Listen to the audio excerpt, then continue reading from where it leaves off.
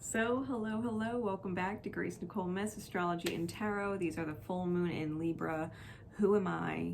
Secret code name readings. All right, this is someone's personal secret code name, Auburn Red. All right, secret code name Auburn Red. This is someone's personal reading. They booked it through my Etsy shop. They know it is their secret code name because I gave it to them, okay?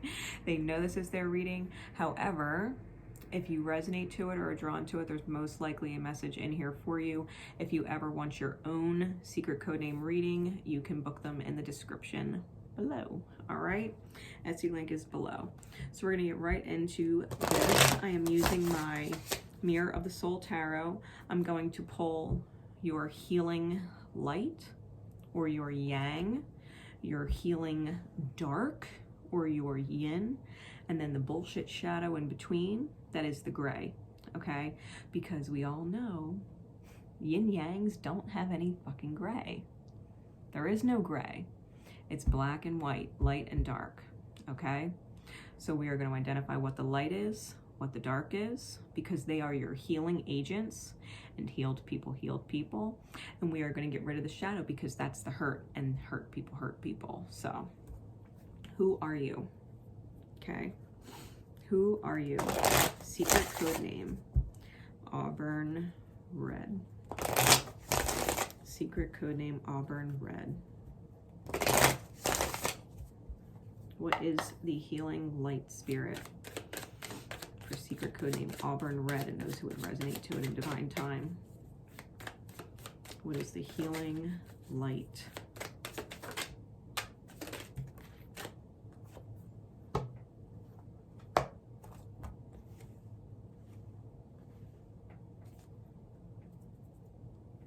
Okay, what is the healing dark?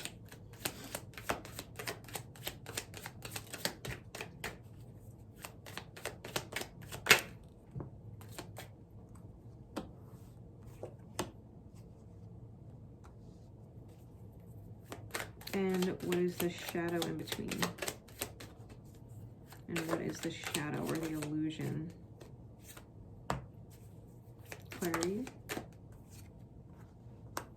Okay, 10 of Swords is on the bottom, 4 of Wands on top. So you're very well aware of the fact, right, 4 of Wands on top, that you are complete in and of yourself, okay? The underlying issue is that you feel as if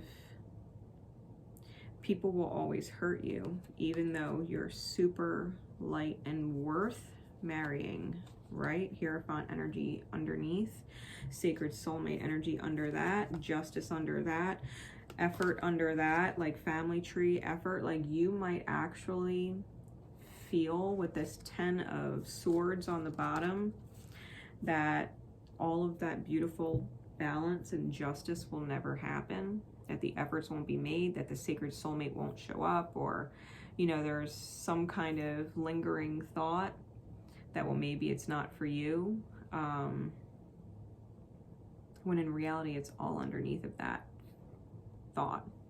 It's all there. Like, you know, you are deserving of all of it, though. You know what I mean? You are whole within yourself. So getting into your light, we have the 9 of Cups with the Judgment card, the Aeon in reverse, clarified by the Princess of Swords, the 8 of Cups, and the 7 of Discs. Okay, so you don't judge people, first off. You don't judge people, and you're very happy. You're very happy and social around other people, okay? And you do say things that others might find immature or petty, or you may say things that people look at you like, well, that's kind of sharp-tongued, you know, or that's kind of harsh, or that's kind of brash or brutish almost, like it's very not thought out, right? Say things not thought out, like you're just very happy, you don't judge anybody, and you say things sometimes that aren't necessarily they're not necessarily thought out. But when people don't receive that well, I don't think you have any problem moving forward because of the Eight of Cups. And I feel like with the Seven of Coins here, I feel like you know they just need more time. It's not a failure, they just need time, okay? Because if they can't understand that you're just kind of authentic, happy-go-lucky the way you are, and they can't appreciate who you are, like it's okay to just move forward because it's not their time, right? It's not their time to enjoy the kind of free, spirited, happy energy that you have. I would call it a trigger tongue, okay? Seems like the right way to describe it. Like you'll say things that trigger people and don't even realize that you triggered the shit out of them because you weren't necessarily thinking it through. It was just kind of genuine, innocent communication. That's your light, right? You don't judge people and you don't want to be judged either. So when people judge the way you say things or judge your choice of words, it's like, I gotta walk away from this. It is not emotionally fulfilling. Like if you're going to try and change who I am, then you're just not ready for who I am, and that's okay. I'm not going to change who I am. You're just not ready for who I am. There's a difference. Okay? You are healing dark. We have the King of Cups clarified by the Princess of Cups. So you're mature enough to own up to the fact that they were offended. Like, I'm sorry that you felt that way. You know what I mean? I'm sorry that it triggered you. But I'm not necessarily sorry for who I am or what I said, right? That's your healing light. You can be emotionally mature. You can reserve and keep your own emotions under control. King of Cups, you can keep your own emotions under control. You've drank the snake cup so many times, it doesn't even fucking matter. You know what I mean? You've gone through so much emotional healing that you've matured in a sense that you are not triggered by other people being triggered. Not anymore. You understand they're triggered, and you will acknowledge that they're triggered and show some compassion, but you refuse to change, right? Which is your healing aspects working together. You understand that people are triggered and you can hold compassion, but you're very innocent in who you are. You're very genuine and naturally who you are. And if they don't like it, oh well, then they can't handle you, they ain't ready. They can't handle you, they ain't ready. Now, the shadow that needs to go. We got the Devil clarified by the Nine of Wands. Being bound to the victim mindset and or the martyr or savior complex, okay? The shadow would tell you that you're responsible to make this person feel better, or maybe you need to be more considerate of how you speak and think more before you speak and blah, blah, blah, because people get triggered, and it's like, that shadow needs to go away. There is no gray. There is no gray.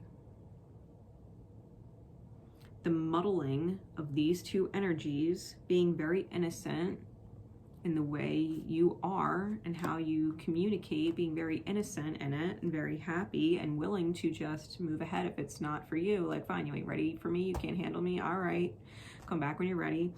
And the very mature, I can understand and hold compassion for you. When those elements of innocence and maturity come together and get muddled, you get this bound to feel wounded and bound to feel like you have to save, because a part of you understands their wounds and what you did that caused it, and a part of you wants to make right by it. With this energy, the shadow will tell you you've got to make it right. The shadow will tell you, you know, you don't want to feel like a victim of people's triggers, so don't trigger them. That's what the shadow will tell you. If you don't want people to feel wounded by you or hurt by you or cut you off or whatever the fuck they do, you don't want to walk away from people and have to leave people behind because they're not ready, then cater to them. Cater to them, save their energy, and wound yourself to do it. Because you know you should probably walk away because they're not ready for you. It would only result in failure, right? So the shadow, who you are, will always tell you to stay in and hurt yourself to heal someone else. And that's the illusion.